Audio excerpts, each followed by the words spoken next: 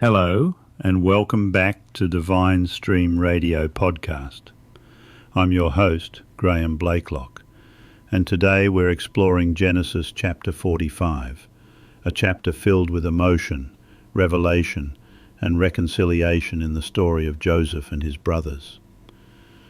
As we dive into this chapter, we find ourselves at a pivotal turning point. Joseph, having tested his brothers in the previous chapter, now can no longer contain his emotions.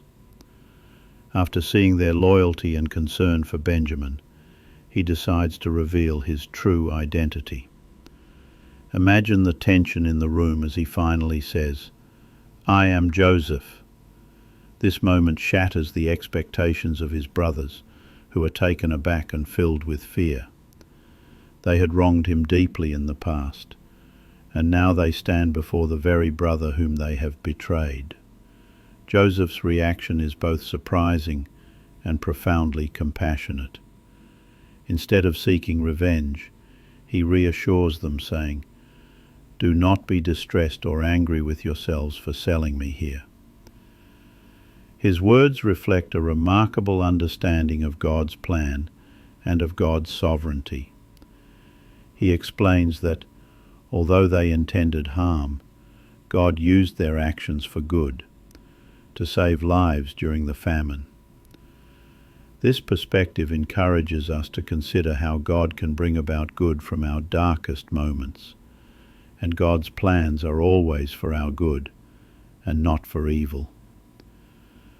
Joseph then invites his brothers to come closer, embracing them with love and forgiveness. He shares the depth of his suffering in Egypt and the journey that led him to this moment of reunion. The emotional weight of this scene is palpable. It represents the power of forgiveness and the importance of family bonds. Joseph's ability to forgive illustrates a profound truth. True reconciliation often requires vulnerability and openness. He also urges his brothers to bring their father Jacob to Egypt, promising to provide for them during the remaining years of the famine. This invitation to Jacob signifies not just a reunion, but a restoration of the family. Joseph's provision for them reflects God's abundant grace and mercy.